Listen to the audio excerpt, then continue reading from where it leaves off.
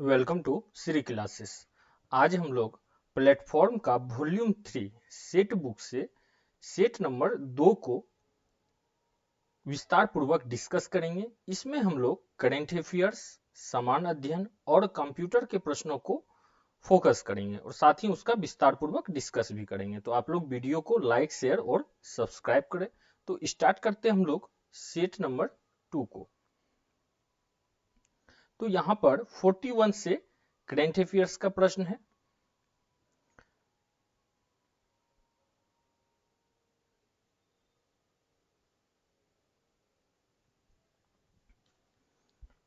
तो general knowledge and current affairs.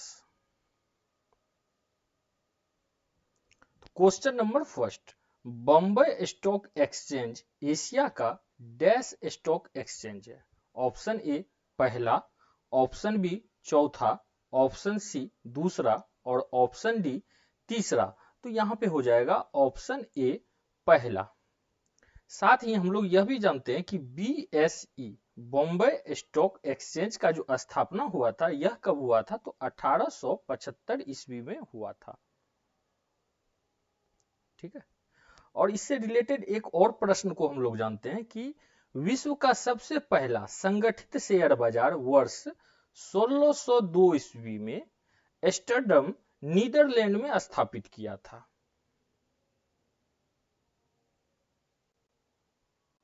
Netherlands में स्थापित किया गया था।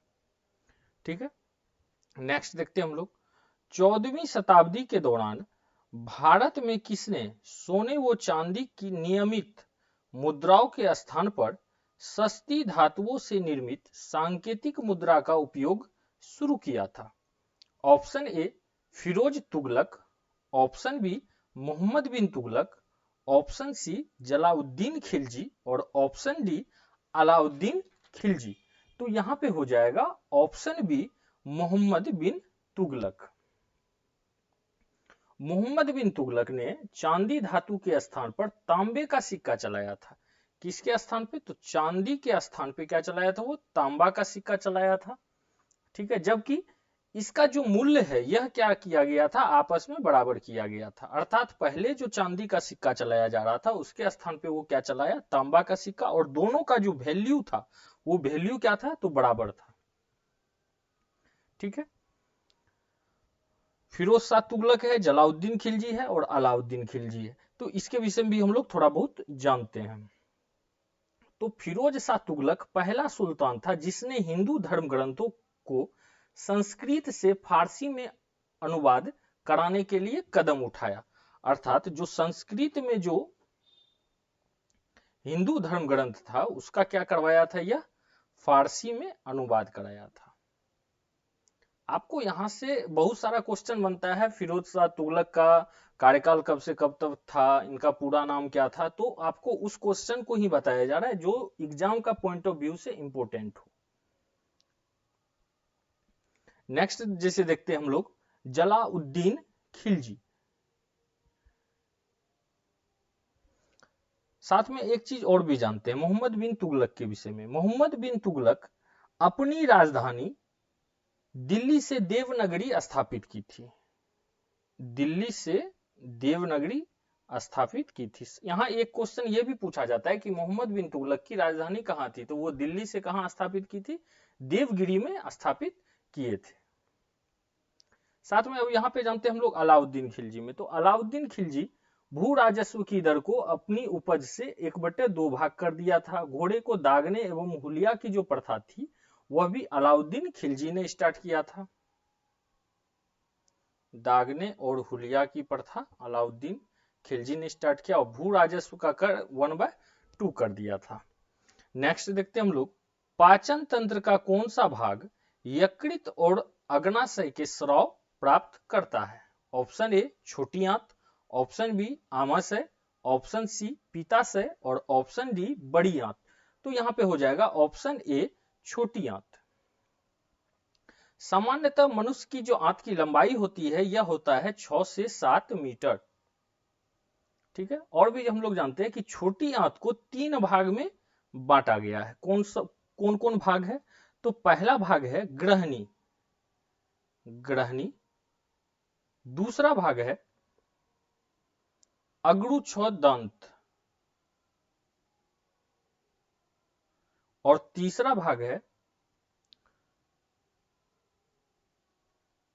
छद्रंत। ठीक है, जिसको हम लोग क्या कहते हैं, इलियम भी कहते हैं, इलियम। नेक्स्ट देखते हैं हम लोग, पौधे किस प्रक्रिया के द्वारा हवा में पानी छोड़ते हैं? ऑप्शन ए वाष्पोत्सर्जन, ऑप्शन बी प्रकाश संश्लेषण, ऑप्शन सी दीप्तिकालिता और ऑप्शन डी अनुवर्तन। तो यहां पे हो जाएगा ऑप्शन ए वाष्पोत्सर्जन।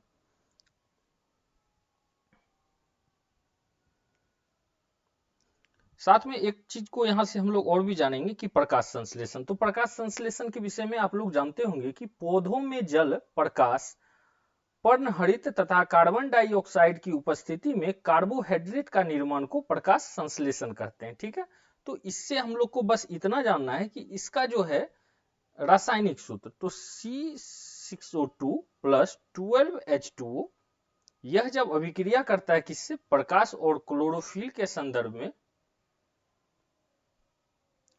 तो 6CH12O6 plus 6H2O plus 6O2। अच्छा, यहां पर यह भी जान लेते हैं, यह ग्लूकोज का सूत्र है, यह पानी का सूत्र है और यह कार्बन का है। ठीक है, नेक्स्ट देखते हैं हम लोग, मांडो किस राज्य के लोकगीत का एक रूप है? Option A Manipur, option B Bihar, option C Rajasthan और ऑप्शन डी गोवा। तो यहां पे हो जाएगा ऑप्शन डी गोवा। यहां से एक कंफ्यूजन क्वेश्चन यह बनता है कि मांडो जो है यह लोकगीत है कहां का, गोवा का, जबकि मांड जो है यह लोकगीत है राजस्थान का। इस चीज को आप लोग याद रखिएगा, मांडो कहां का है, तो यह है गोवा का, और मांड जो है यह कहां का है, तो राजस्थान का। ठीक है, नेक्स्ट देखते हैं हम लोग, उस विकल्प का चयन करिए जो संगठन और उसके मुख्यालय के सही मेल को दर्शाता है। Option A WHO Paris, option B Interpol Washington DC, option C GATT जो है जेनेवा और ऑप्शन डी ESRO ब्रुसेल्स। तो यहां पे हो जाएगा ऑप्शन सी। गेट कहां पर स्थित है, तो यह है जेनेवा में। और साथ ही यह भी जान लेंगे हम लोग कि WHO कहां पे स्थित है, तो WHO भी स्थित है जेनेवा में, और जेनेवा कहां पे है, तो जेनेवा है स्विट्जरलैंड में।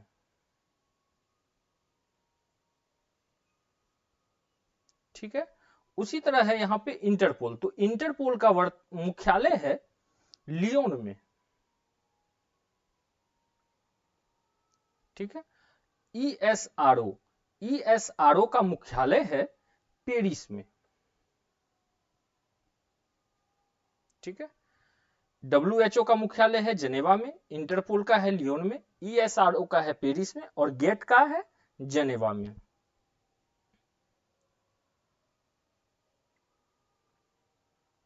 नेक्स्ट देखते हैं हम लोग, आमतौर पर डैश मीटर से अधिक ऊंची खड़ी पहाड़ी की पर्वत के रूप में वर्गीकृत किया गया है। तो 600 मीटर से ऊपर, sorry, option A 1000, option B 500, option C 800 और ऑप्शन डी 600। तो 600 मीटर से ऊपर की जो पहाड़ी है उसको पर्वत के रूप में वर्गीकृत किया गया है। उत्पत्ति के आधार पर पर्वत के जो हैं वह 6 प्रकार है। कौन कौन है, तो यहां पे हम आपको लिख देते हैं, वलित पर्वत, 2 ब्लॉक पर्वत, तीसरा गुंबदार पर्वत, चौथा संग्रहित पर्वत, पांचवा जटिल पर्वत और लास्ट अवशिष्ट पर्वत।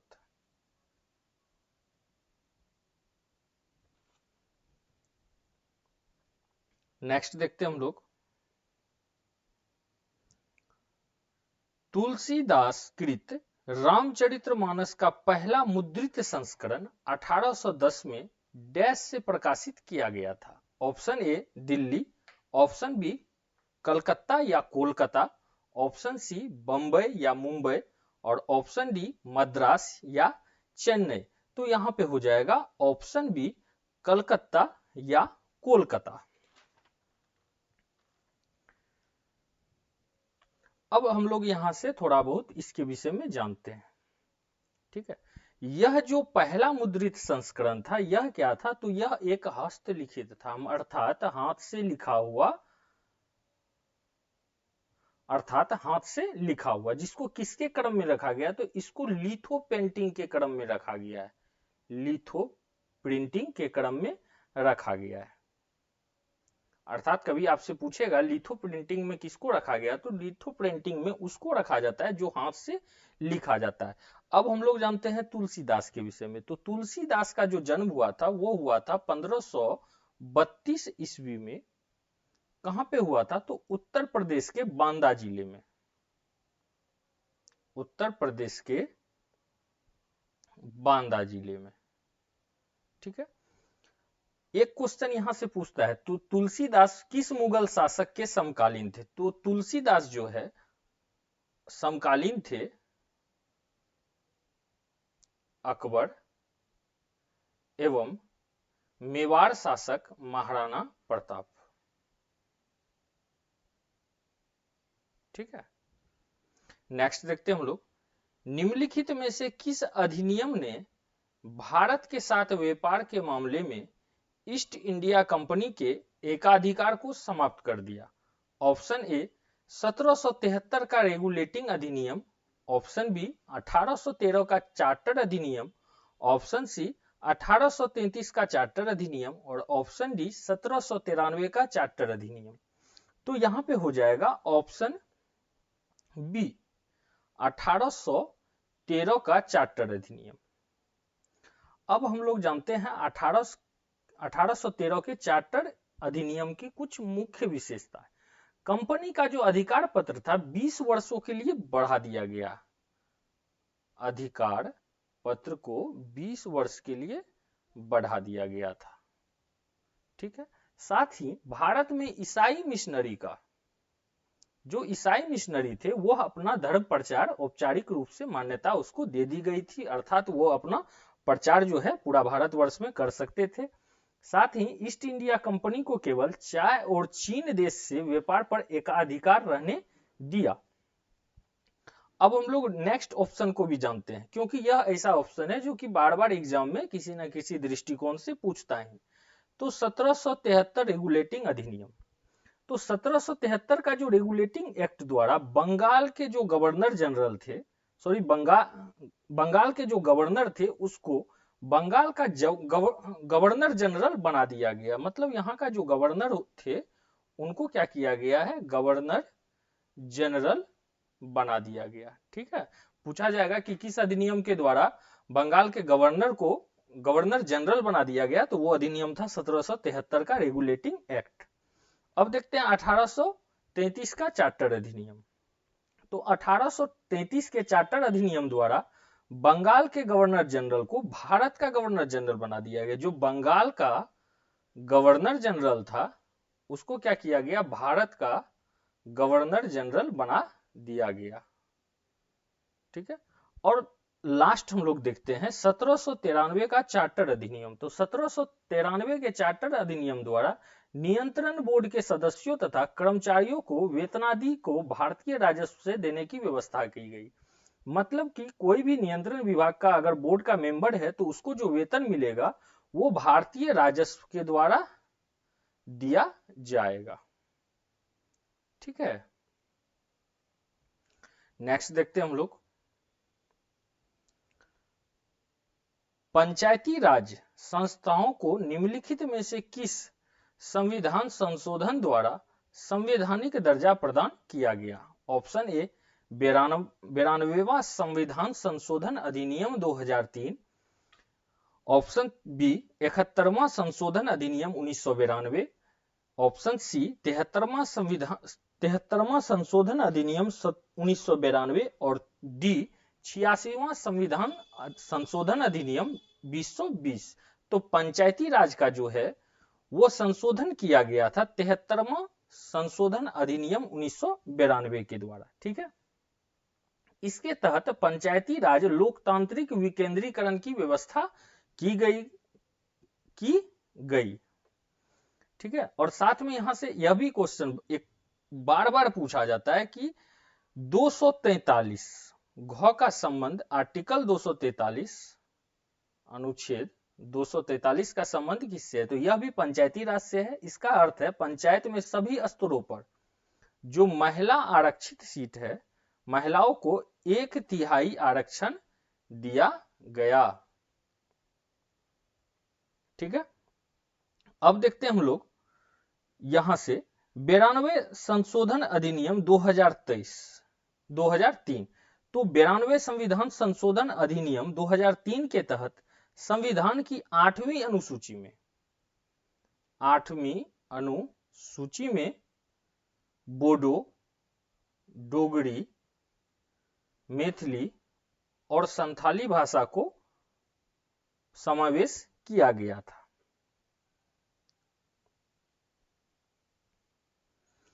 71वां संविधान संशोधन अधिनियम 1992 क्या था? तो संविधान की 8वीं अनुसूची में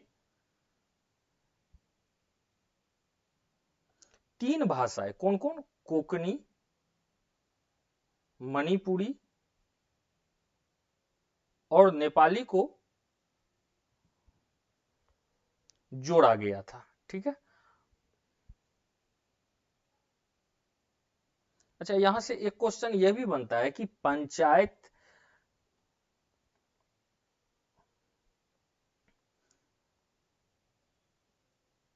किसी व्यक्ति को पंचायत का सदस्य बनने के लिए न्यूनतम उम्र सीमा क्या है? तो पंचायत का अगर वो सदस्य बनेगा तो न्यूनतम उम्र सीमा है 21 वर्ष।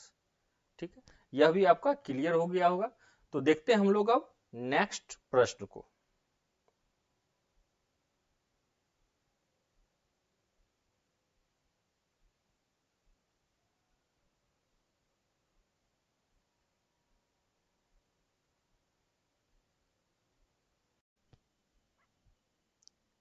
वायुमंडल की ऊपरी परतों में ऑक्सीजन के 3 परमाणुओं वाला एक अणु पाया जाता है। यह एक परत बनाता है जिसे डैश के नाम से जाना जाता है। ऑप्शन ए बहिर्मंडल, ऑप्शन बी बाह्य मंडल, ऑप्शन सी मध्य मंडल और ऑप्शन डी ओजोन मंडल। तो यहां पे हो जाएगा ऑप्शन डी ओजोन मंडल।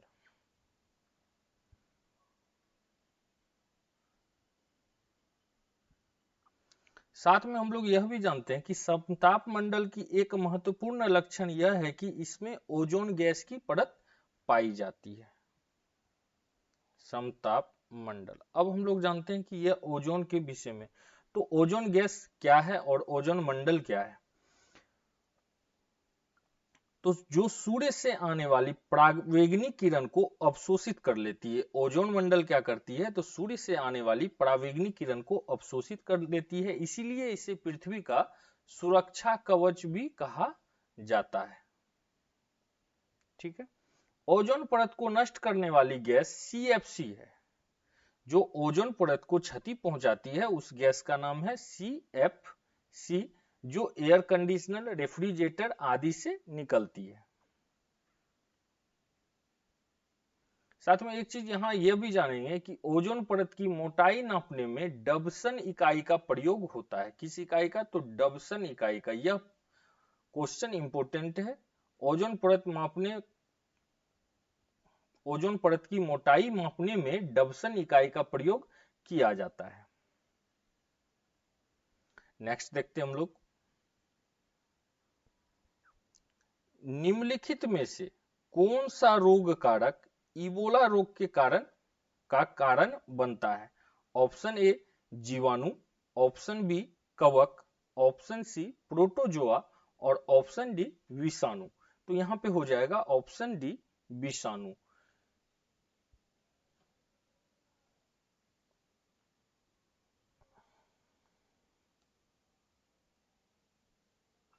अच्छा, इसका जो इबोला रोग है यह कैसे फैलता है? तो यह रोग जो है पसीने और लार से फैलता है और इसका लक्षण है उल्टी, दस्त, बुखार, सिर दर्द इत्यादि। ठीक है, तो पहले हम लोग जान जाते हैं विषाणु से होने वाला रोग। तो विषाणु से होने वाले रोग हैं एड्स, डेंगू ज्वार, पोलियो, इन्फ्लुएंजा।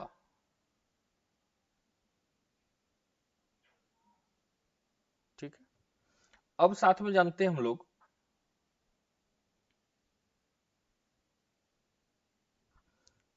जीवाणु से होने वाला रोग। तो जीवाणु से कौन कौन रोग होता है? तो जैसे जीवाणु से होता है हेजा, सॉरी यहाँ पे नहीं लिखना है, इसको लिखना है यहाँ पर जो आपको क्लियर है। हेजा,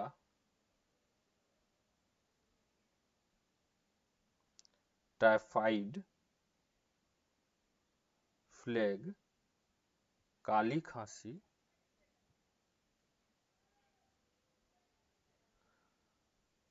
इत्यादि।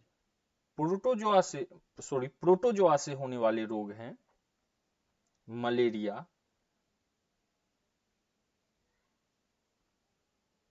पायरिया, पेचिस, कालाजार। नेक्स्ट देखते हैं हम लोग, भारतीय संविधान के अनुसार हिरासत में लिए गए और गिरफ्तार किए गए प्रत्येक नागरिक को इस प्रकार की गिरफ्तारी के डैश घंटे की अवधि के भीतर गिरफ्तारी के स्थान से निकटतम मजिस्ट्रेट के सामने पेश किया जाएगा। इसमें गिरफ्तारी के स्थान से लेकर मजिस्ट्रेट के कोर्ट तक की यात्रा करने में लगी समय को छूट दिया जाएगा। मतलब इसको, एक मिनट हम आपको बता रहे हैं।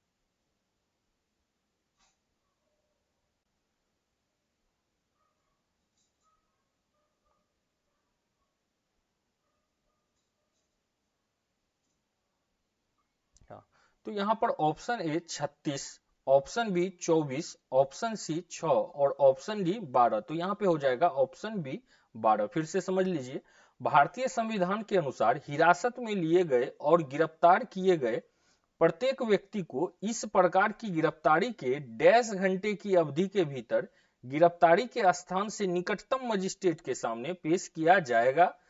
इसमें गिरफ्तारी के स्थान से लेकर मजिस्ट्रेट के कोर्ट तक की यात्रा करने में लगे समय की छूट दी जाती है। तो यहाँ पे हो जाएगा 24। ठीक है, 24 घंटे का समय दिया जाता है। साथ में यह किसके तहत होता है? तो अनुच्छेद आर्टिकल 22।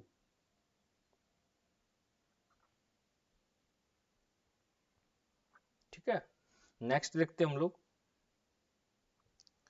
पिछोला झील निम्नलिखित में से किस राज्य में स्थित है? Option A Maharashtra, option B Sikkim, option C Manipur, option D Rajasthan. तो यहां पे हो जाएगा ऑप्शन डी राजस्थान।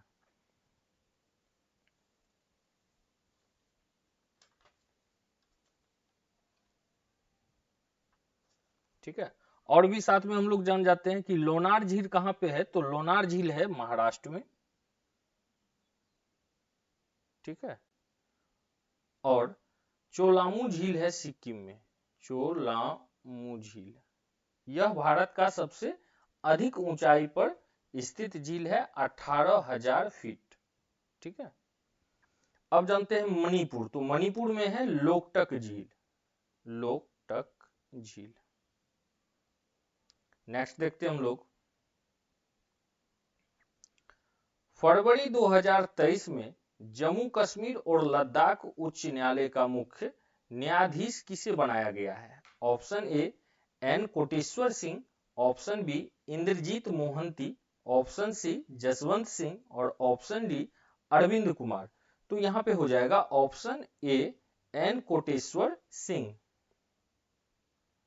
साथ में यहां पर यह भी जानते हैं कि जम्मू कश्मीर हाई कोर्ट का स्थापना कब हुआ था? तो जम्मू कश्मीर हाई कोर्ट का स्थापना हुआ था 1928 ईस्वी में। ठीक है, नेक्स्ट देखते हैं, क्योंकि यह प्रश्न जो है करंट अफेयर से रिलेटेड है। नेक्स्ट देखते हैं हम लोग, 3 फरवरी 2023 को कौन सा देश अंतरराष्ट्रीय सौर गठबंधन का नवीनतम सदस्य बना? यह भी क्वेश्चन करंट अफेयर से रिलेटेड है। Option A Congo, option B Sweden, option C Denmark और ऑप्शन डी एंटीगुआ बरबुडा। तो यहां पे हो जाएगा ऑप्शन ए कांगो। साथ में यह भी जानते हैं कि अंतरराष्ट्रीय सौर गठबंधन का मुख्यालय कहां है? तो यहां इसका मुख्यालय है दिल्ली, सॉरी गुरुग्राम में, जो स्थित है दिल्ली में। नेक्स्ट देखते हैं हम लोग, राष्ट्रीय महिला आयोग की वर्तमान अध्यक्ष कौन है? 18 दिसंबर 2022 के अनुसार बताना है। तो option A Lalita Kumar Mangalam, option B doctor Girija Vyas, option C Shrimati Rekha Sharma और ऑप्शन डी ममता शर्मा। तो यहां पे हो जाएगा ऑप्शन सी श्रीमती रेखा शर्मा। तो राष्ट्रीय महिला आयोग की स्थापना कब हुई थी? तो राष्ट्रीय महिला आयोग का स्थापना हुआ था 31 जनवरी 1992 में। नेक्स्ट देखते हैं हम लोग, चींटी के काटने से शरीर में प्रवेश करने वाले फॉर्मिक एसिड के प्रभाव को बेअसर करने के लिए निम्नलिखित में से किसका उपयोग किया जाता है? Option A potassium carbonate, option B sodium carbonate, option C sodium bicarbonate और ऑप्शन डी कैल्शियम कार्बोनेट। तो यहां पे हो जाएगा option C sodium bicarbonate. Sodium bicarbonate का जो रासायनिक सूत्र होता है यह भी पूछा जाता है, तो NaHCO3। ठीक है, सोडियम बाइकार्बोनेट को हम लोग बेकिंग सोडा के भी नाम से जानते हैं, बेकिंग सोडा कहा जाता है। और सोडियम बाइकार्बोनेट का उपयोग बेकरी उद्योग और अग्निशामक में किया जाता है। साथ में और सभी के भी हम लोग रासायनिक सूत्र को जानते हैं।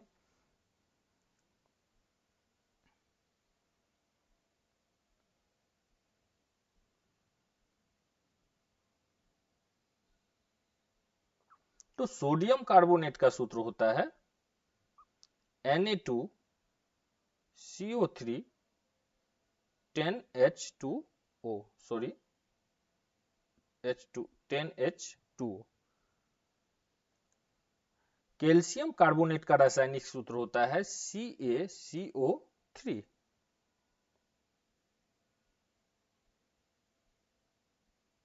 नेक्स्ट देखते हैं हम लोग,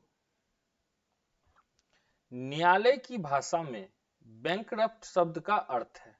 ऑप्शन ए वह व्यक्ति या संस्थान जिसे न्यायालय ने भगोड़ा घोषित कर दिया हो, ऑप्शन बी वह व्यक्ति या संस्था जिसे न्यायालय द्वारा कर्ज और देनदारी चुका सकने में असमर्थ घोषित किया गया हो, ऑप्शन सी वह व्यक्ति या स्थान जो कर चुकाने के मामले गलत तथा तथ्य प्रस्तुत किया हो, और ऑप्शन डी वह व्यक्ति या संस्था जो किसी विशेष आर्थिक गतिविधि के लिए न्यायालय द्वारा प्रतिबंधित किया गया हो। तो यहां पे हो जाएगा ऑप्शन बी वह व्यक्ति जो या संस्थान जिसे न्यायालय द्वारा कर्ज और देनदारी चुका सकने में असमर्थ घोषित किया गया है। नेक्स्ट देखते हैं हम लोग, न्यायालय में प्रयोग होने वाले ब्रीच शब्द का अर्थ है। ऑप्शन ए वादे को तोड़ना, ऑप्शन बी कानून को भंग करना, ऑप्शन सी उपयुक्त दोनों और ऑप्शन डी उपयुक्त में से कोई नहीं, तो यहाँ पे हो जाएगा ऑप्शन सी उपयुक्त दोनों, वादे और कानून को भंग करना। तो अभी सेट नंबर 2 से हम लोग जीके के प्रश्नों को विस्तार पूर्वक डिस्कशन किए। तो आप लोग से उम्मीद है आप लोग वीडियो को लाइक शेयर और सब्सक्राइब करें। तो नेक्स्ट टॉपिक हम लोग देखते हैं कंप्यूटर के प्रश्नों को।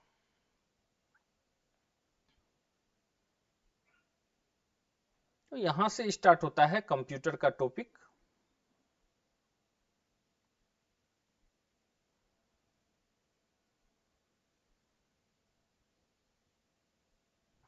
तो क्वेश्चन नंबर फर्स्ट, निम्न में से कौन सी वेबसाइट शिक्षा से संबंधित नहीं है? ठीक है, तो नहीं है वाला प्रश्नों को हम लोग ठीक ढंग से देखेंगे। यह हम पूर्व सेट में भी आपको बताया है कि डायरेक्ट वन लाइन में नहीं पढ़ लेना है, तो इसको आराम से पढ़ना है कि नहीं कभी कभी हम लोग नहीं शब्द को देख नहीं पाते हैं।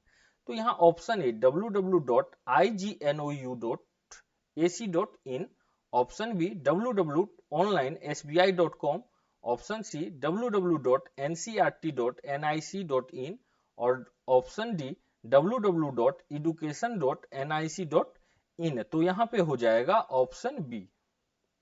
चूंकि यह जो हम लोग देख रहे हैं यह एक बैंक पोर्टल है। बैंक पोर्टल या इसको हम लोग बोल सकते हैं वाणिज्य वेबसाइट है यह। रेस्ट जो हम लोग देख रहे हैं इग्नू हो गया, एनसीईआरटी हो गया, एनसीईआरटी या एजुकेशन, तो इसका संबंध शिक्षा के क्षेत्र से है। नेक्स्ट देखते हैं हम लोग, माइक्रोसॉफ्ट वर्ड 2016 में पैराग्राफ फॉर्मेटिंग हटाने के लिए कौन सी शॉर्टकट कुंजी दबानी होगी? Option A CTRL+Y, option B CTRL+M, option C CTRL+J और ऑप्शन डी CTRL+Q। तो यहाँ पे हो जाएगा ऑप्शन डी CTRL+Q। 2016 का माइक्रोसॉफ्ट वर्ड में पैराग्राफ फॉर्मेटिंग हटाने के लिए हम लोग किसका प्रयोग करेंगे? तो CTRL+Q का प्रयोग करेंगे। नेक्स्ट देखते हैं हम लोग, उबुंटू, मिंट और फेडोरा इनमें से किसके संस्करण हैं? Option A Linux, option B Apple Mac OS X, option C Windows 10 और ऑप्शन डी MS DOS। तो यहाँ पे हो जाएगा ऑप्शन ए लिनक्स के। पहले हम लोग लिनक्स के विषय में जान जाते हैं। तो लिनक्स जो सॉफ्टवेयर है, सॉरी ऑपरेटिंग सिस्टम है, इसको जो है 1952 में इसका 1952 में इसको लॉन्च किया गया था। और इसका जो लॉन्च किया था वो कौन थे जो इनको बनाए थे? ठीक है, वह थे लिनस टोडरवाल्ड्स। कब हुआ था स्थापना? 1992। सॉरी, स्थापना बार बार आ रहा है, तो यहाँ पे हो जाएगा इसका खोज कब किया गया था या ये ऑपरेटिंग सिस्टम को कब लाया गया था? तो 1992 में। और इसके खोजकर्ता कौन थे? तो इसके खोजकर्ता थे लिनस टोडरवाल्ड्स। ठीक है, और जो लिनक्स है यह ऑपरेटिंग सिस्टम पर्सनल कंप्यूटर के लिए बनाया गया मल्टी यूजर, मल्टीटास्किंग तथा मल्टी प्रोसेसिंग सॉफ्टवेयर है। मल्टी यूजर, मल्टीटास्किंग और मल्टी प्रोसेसिंग सॉफ्टवेयर है लिनक्स। ठीक है, नेक्स्ट देखते हैं हम लोग, इंटरनेट पर किसी कंप्यूटर को किसके द्वारा पहचाना जाता है? ऑप्शन ए स्वामी के ईमेल पते द्वारा, ऑप्शन बी IP एड्रेस द्वारा, ऑप्शन सी क्रिप्टोग्राफिक कोड द्वारा और ऑप्शन डी पासवर्ड द्वारा। तो यहाँ पे हो जाएगा ऑप्शन बी IP एड्रेस द्वारा।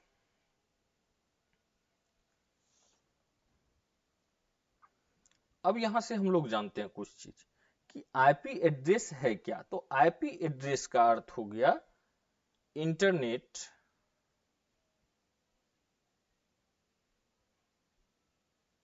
Internet protocol.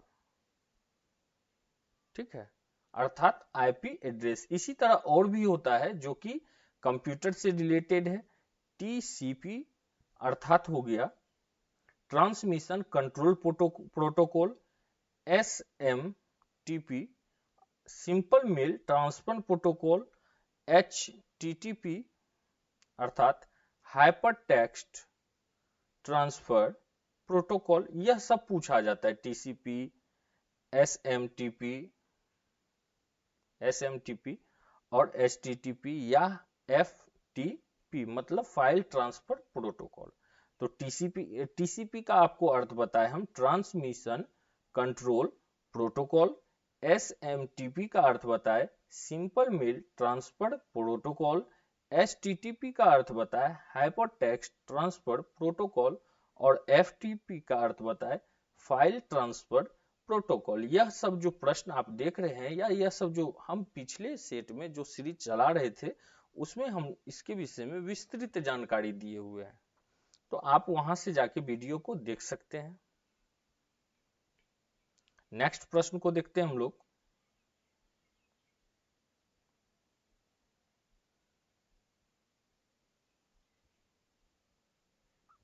निम्नलिखित में से कौन सा स्प्रेडशीट का एक उदाहरण है? Option A Microsoft Excel, option B Microsoft Outlook, option C Microsoft PowerPoint और ऑप्शन डी माइक्रोसॉफ्ट वर्ड।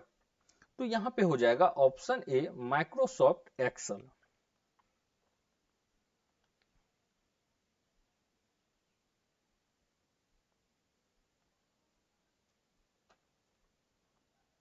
और भी कुछ जानते हैं हम लोग माइक्रोसॉफ्ट से संबंधित।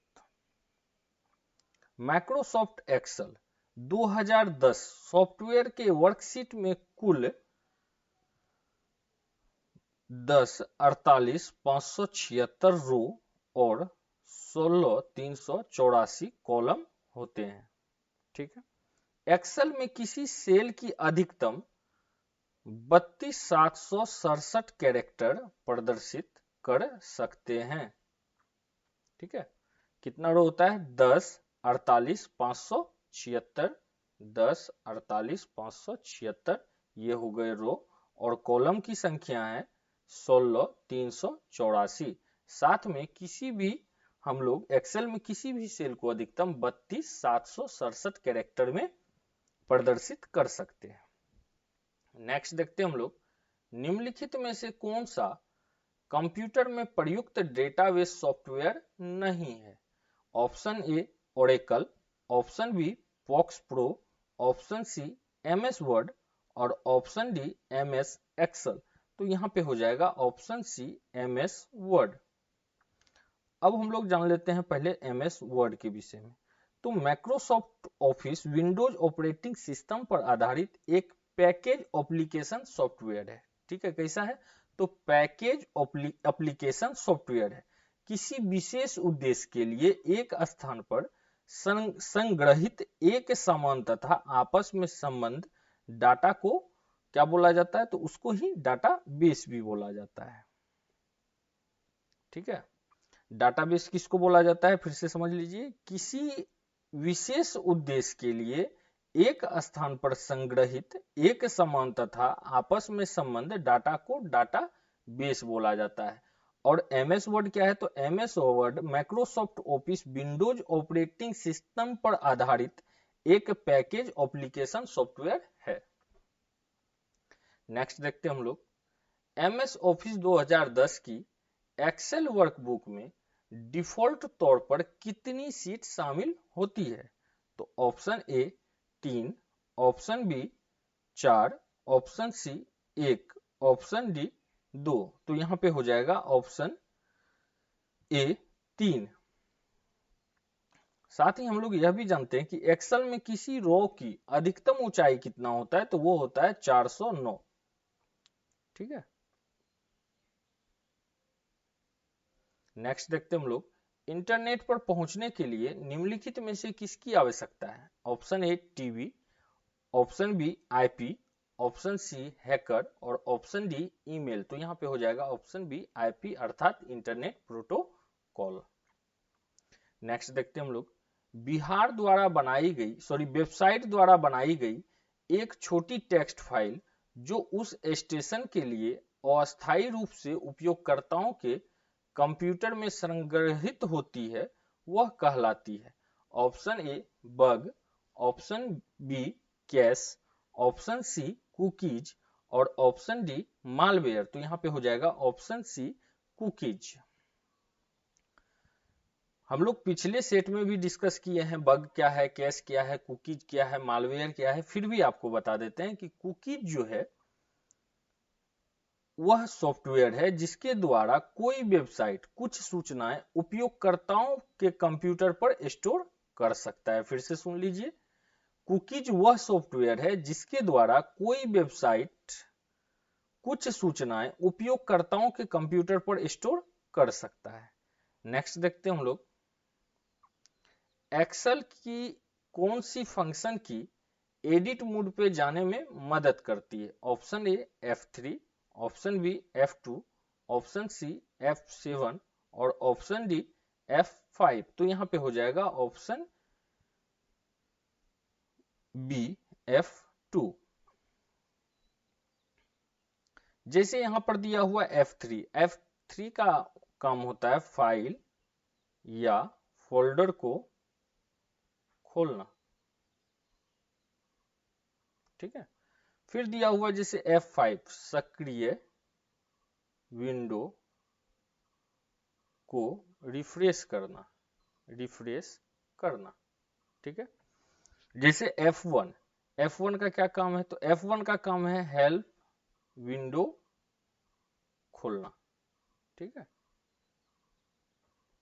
नेक्स्ट देखते हैं हम लोग,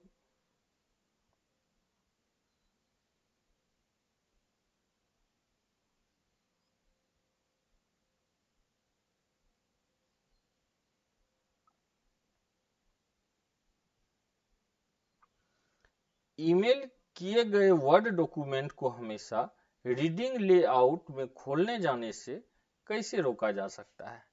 ऑप्शन ए टूल मेनू से, ऑप्शन जनरल टैब या early starting in reading layout को अनचेक करें, option B view menu reading layout general tab या allow starting in reading layout को अनचेक करें, या option C format menu auto format edit tab या use with mailed attachment को uncheck करें, या उपयुक्त सही सभी। तो यहां पे हो जाएगा option A tool menu, option general tab, early starting in reading layout को अनचेक करें।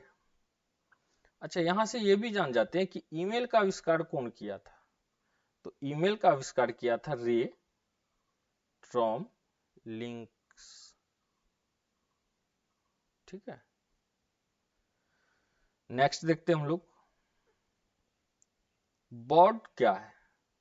ऑप्शन ए डाटा प्रेषण की गति मापने की इकाई, ऑप्शन बी डाटा मापने की इकाई, ऑप्शन सी डाटा का वजन मापने की इकाई और ऑप्शन डी उपयुक्त सभी। तो यहां पे हो जाएगा ऑप्शन बी डाटा मापने की इकाई। नेक्स्ट देखते हैं हम लोग,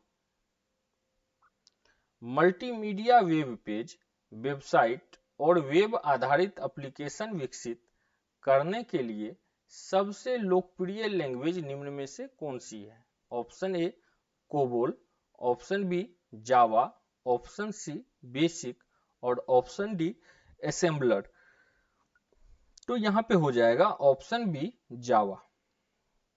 जावा लैंग्वेज का जो आविष्कार हुआ था ये कब हुआ था? तो 1995 ईस्वी में हुआ था। कौन किया था? तो जेम्स गॉसलिंग, ठीक है, गॉसलिंग।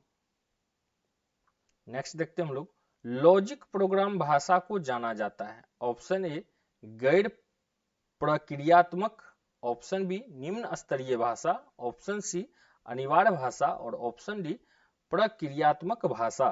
तो यहां पे हो जाएगा ऑप्शन ए गैर प्रक्रियात्मक।